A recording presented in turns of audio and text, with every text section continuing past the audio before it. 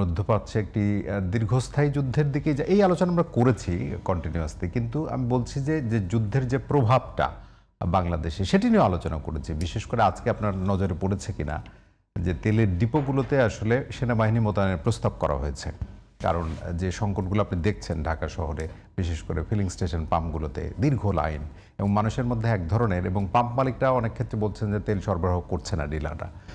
মানে সামগ্রিক পরিস্থিতিতে, এবং আমাদের প্রবাসী একটা দীর্ঘ সংখ্যক প্রবাসী দেশের বাইরে থাকে, অনেকগুলো ফ্লাইট বাতিল হয়েছে 200-250-এর উপরে, এবং বিশ্বব্যাপী যে অস্থিরতা, সরকারের এই অবস্থা, বিরোধী দলের সাথে যে আপনি বললেন ইকুয়েশনের জায়গা, সরকারের এই মুহূর্তে চ্যালেঞ্জগুলো উত্তরণের জন্য কি ঠিক পথে এগোচ্ছে কিনা?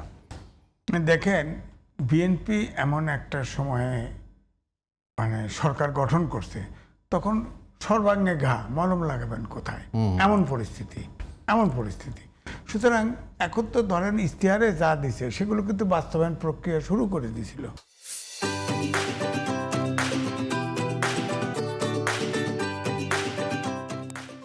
আর বিলেতে তারেক রহমান 17 বছর থেকেছে, সেটা গণতান্ত্রিক দেশ, সেটাই আমরা অনুসরণ করি। ব্রিটেনিক তো ওয়েস্টমিনিস্টার সিস্টেমে তো অনুসরণ করি, তার ভিতরে কিন্তু এই কালচারটা আছে, যার ফলে নির্বাচনের সময় তার আচরণ, এটা কিন্তু ওয়েস্টার্ন কালচার, একের পর এক পরিবর্তন কিন্তু অন্তত লক্ষণীয়। তো যদি এটা হয় তাহলে আমার ধারণা, যেটা আমি দিবুভাইয়ের সাথে একমত, যে আওয়ামী লীগও যদি আসে, একটা রিফাইন্ড লিডারশিপ দিয়ে যদি তৈরি হয়, এটাকে কিন্তু তারেক রহমানকে কন্টেস্ট করতে হবে। আগের তারেক রহমানের আগের লিডারশিপের অ্যাটিটিউড কিন্তু এখন নাই, ওটা নাই। সুতরাং পরিবর্তন হবে, আশা করি পরিবর্তন হবে।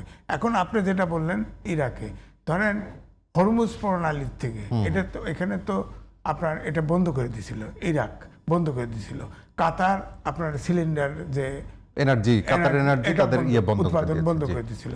কিন্তু আমার ধারণা সরকার মনিটরিংয়ে সমস্যা আছে। 4টা শিপ অলরেডি তেল নিয়ে, যেটা আটকা ছিল আসলে, হ্যাঁ আটকা ছিল না, মানে ওরা পার দিয়ে ফেলছিল, এরা এসে পড়ছে এখন। তাদের এটা তো মনিটর করা উচিত ছিল যে আমাদের জাহাজটা আসতেছে, 4টা জাহাজ এসে গেছে। তো আমরা তো এমনিতে সরকারের জায়গা থেকে কিন্তু সেটা বলা হয়েছে যে আমাদের বন্দরে কিন্তু জাহাজ ভিড়ছে, এটা এখন বলছে। আমার কথা হচ্ছে যে আপনি সরকারের পক্ষ থেকে বলা হয়েছে মার্চ পর্যন্ত আমাদের সংকট নেই, মার্চের পরে তখন আমরা যারা আলোচক তারা বলছি যে এই যুদ্ধ লিঙ্গার করবে, সময় নেবে, সমাধান হতে সময় নেবে। তাহলে মার্চের পরে কি হবে? এই আর হলো এর পরের ধাপে করলো কি, সিলিং করে দিল, এই মোটরসাইকেল 2 লিটারের বেশি নেবেন না, অমুক নেবেন, তখন মানুষ টেরোরাইজ হয়ে গেল। আর তেল পাওয়া যায় কিনা, আবার পেট্রোল পাম্পগুলো, অনেক পেট্রোল পাম্প বন্ধ করে দিছে। এখন যেখানে আপনার চিটাগাঙে ওখানে আর্মি পাহারা দিছে, এটাতে একটা টেনশন তৈরি হয় না? আপনার 4টে আসছে তো, মার্চ পর্যন্ত যদি তেল সত্যি থেকে থাকে, আর 4টে ট্যাঙ্কার তো চলে আসছে, শিপ ভিড়ে গেছে, তাহলে তো আমাদের খুব বেশি ক্রাইসিস হওয়ার কথা না।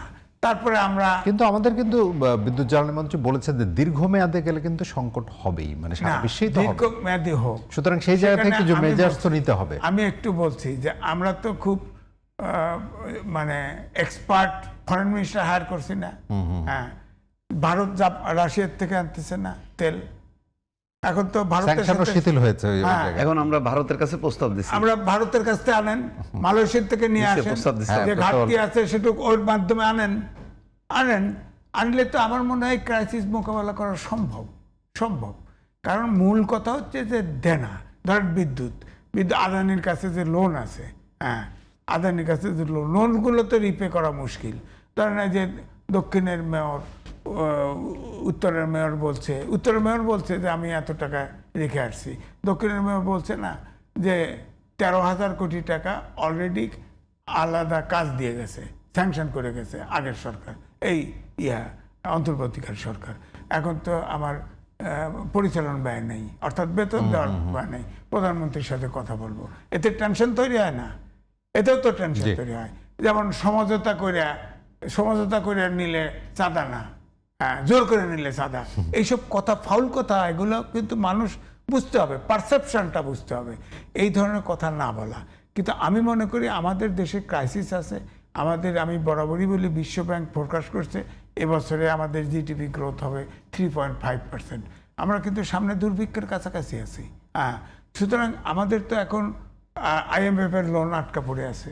হ্যাঁ, আমরা উন্নয়নশীল দেশে তার যাচ্ছি। মধ্যে যে চুক্তিটা হয়েছে হ্যাঁ। বাণিজ্য চুক্তি, বাণিজ্য সেটিরও চুক্তি, কিন্তু- এখানে গোপন চুক্তি আছে, সেখানে আপনার বোয়িং আসতেছে, আপনার এবং তার অনেকগুলো পেমেন্টও মনে হয় এই হ্যাঁ। বছর থেকেও শুরু হবে। জি। এই জন্য আমরা আবার উন্নয়নশীল দেশে যাচ্ছি, আমরা WTOর মেম্বার, আমরা তো কেউ তো কোনো ভর্তুকি দিতে পারবো না কোথাও।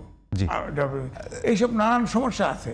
তো আমার ধারণা যে আমাদেরকেও জনগণকেও ধৈর্য ধরতে হবে, এবং সরকারের পক্ষ থেকেও এই ধরনের যেসব কথায় টেনশন তৈরি হয় এমন কথা না বলা। আমরা সমস্যায় আছি সবাই জানে, এবং অন্তর্বর্তীকালীন সরকার সবাই লুট করেছে এইটাও জানে। সুতরাং আমাদের যা সম্পদ আছে এটি নিয়ে সরকার পরিকল্পনা করে চলুক।